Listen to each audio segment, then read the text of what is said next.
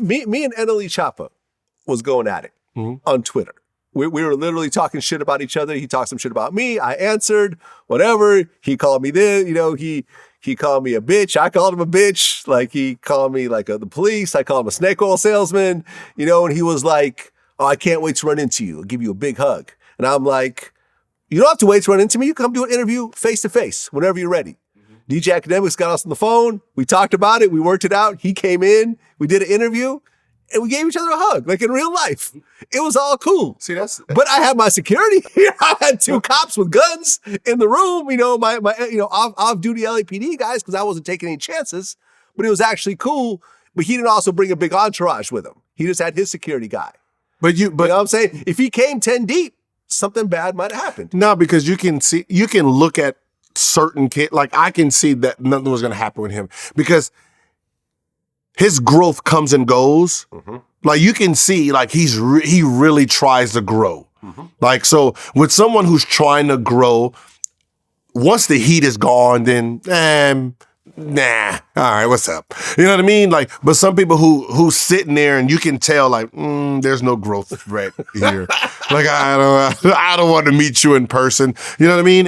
So with someone like him, like, you can see that he's trying to figure out who he is. So a person like that is not really going to be aggressive.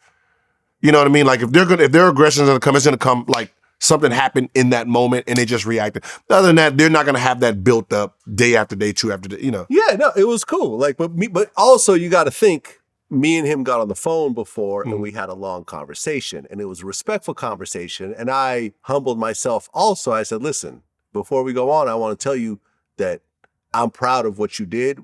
What you pulled off as a teenager is extremely impressive. You're in Europe right now selling out shows.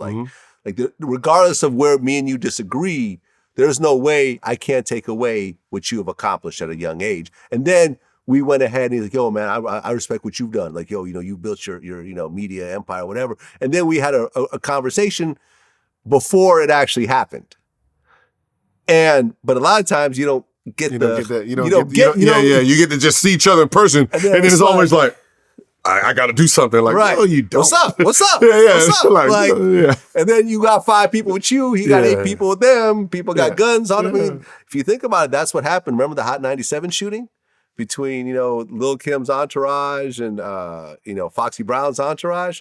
Back in the day? Back in the day. Yeah, I heard it, but I never really. Biggie's guy, C. Gutta, ended up shooting a guy in front of Hot 97 over a what's up? And guys had guns on him. Yes. And it was over Lil' Kim dissing Foxy and Foxy dissing Lil' Kim. It was just typical rap beef. But when the 2 crews ran into each other, both crews, and like I said, I interviewed C. Gutta. He went to prison for this. But he ended up pulling out a fucking AK or something, ended up spraying the fucking street. Like, you don't even like that's always been my issue with just people themselves. If me and you have a beef, it's me and you.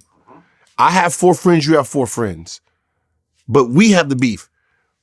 You motherfucking grown-ass men don't have no problems with him. Y'all stay where y'all are. Like, the fact that grown men are fighting for other grown men that they do not have issues with. Right. Like, he is not your problem. So when you see him, that's not your issue. You call me and say, Vlad's over here, come up. Then I'll come up and address Vlad. I don't want y'all sitting there trying to jump Vlad. How the fuck that is not your problem. That's my personal problem with here. My personal problem don't become y'all's. That's some kid shit. Yeah, these are grown men you're talking about. Grown men. He was probably in his late 30s, 40s, probably when it happened. Pulled out a gun and started shooting in front of Hot 97. Shooting at some people he don't even have beef with. He doesn't even know. Don't even know. Yep. Just my crew is angry at you. But that's the same thing with, gangbanging. What street you live on? I live on here. Oh, yeah, we beef with y'all. Who's y'all? You beef with the whole block? Everybody who lives on the block that no one even owns the houses. Like I didn't. Where's the contract? Where's my name at? You don't even know my name. How you just automatically and that's the shit that goes to my brain. Like, people used to in high school. People used to be mad at me and stuff like that. Why you ain't riding with us? I don't have no problem with them. like, shit, we got a class together, bro. He helps me with my homework. Why am I gonna fight him? Get the fuck out of here. It's stupid.